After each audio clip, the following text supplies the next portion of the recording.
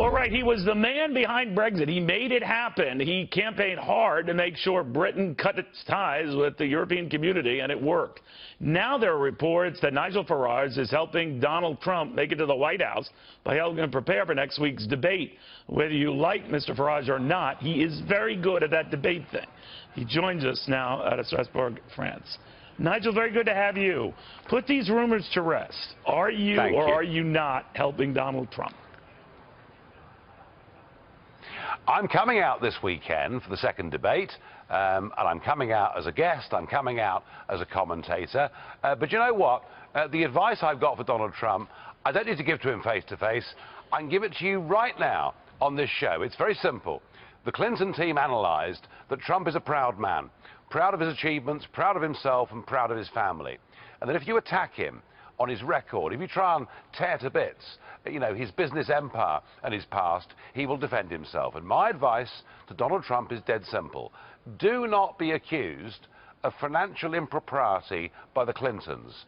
Do not be told you're a misogynist by a woman whose Clinton Foundation has taken money from Saudi Arabia. Rise above. Just don't get involved in some sort of terrible catfight.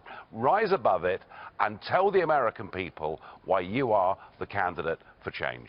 But what you're saying is don't be on defense, be on offense. But part of getting on offense is to be clearly offended by the criticism that Hillary leveled at him. Now, how does he balance that between looking thin-skinned, as some said he did in that first debate, by focusing on every slight when he could have just, you know, sloughed it off and zeroed in on the attack on her, as he did, by the way, in the first 20 or so minutes of that debate? Oh, the first 20 minutes, I thought he was tremendous. I mean, I was hearing somebody standing to be American president who was talking a language I have not heard since Reagan. He was talking about cutting taxes. He was talking about giving people incentives. He was talking about the American dream, allowing people to get on. He was great in that first section.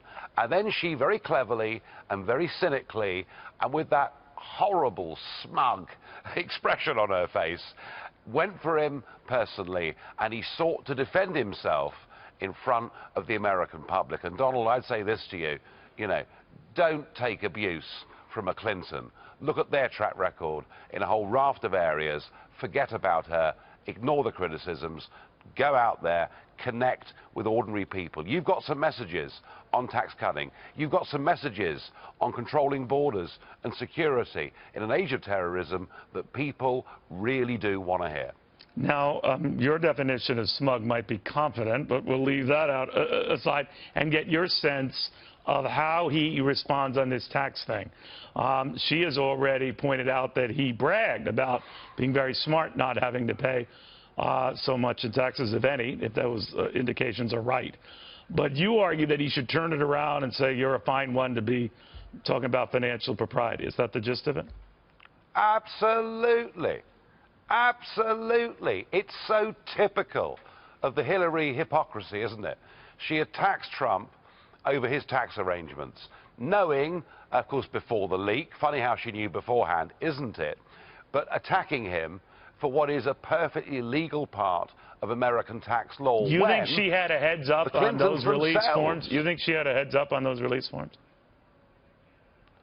I am absolutely certain of it. And come on, just look at what's happened since she made those claims. But now we know that the Clintons themselves in 2015 registered a capital gains loss which they can carry over. And okay, there are 2 more noughts on the figure with Trump. He's a bigger financial player than the Clintons. But the fact is that all these things that Hillary accuses Trump of, she is guilty of herself. And I would say to Donald Trump, you know, do not take moralizing lessons from the Clintons on money. Laugh her off.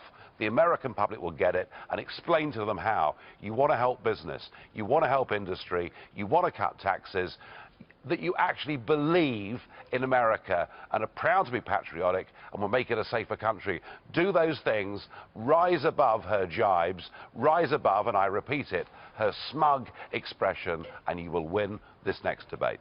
All right, you do not seem to be a huge fan of Hillary Clinton, but we'll see. Maybe I missed something. But Nigel, bottom line, you are saying whatever advice you're offering, you just offered it right now, that you do not expect to be personally helping him with the debate. Whether I do or whether I don't is irrelevant. I've just told you absolutely from my heart. It's what not I irrelevant to believe me. he has Our to viewers do want to at know. this A next lot of them debate. really like you now.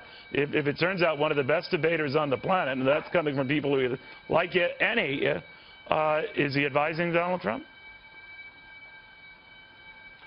Listen, if they want my advice, I'm available. It's All just right. as simple as that. Because and it come set on, off alarms in this France. election is simple. All right. Well, all over the place. Sure. But this election is now simple. Do you want things to carry on the same, or do you want change? And Trump represents change. All right. Nigel, always good seeing you. Thank you very, very much. Nigel Farage, the man who made Brexit possible when everyone and every poll seemed to say it wasn't going to happen. And he say, thanks to that gentleman, it did.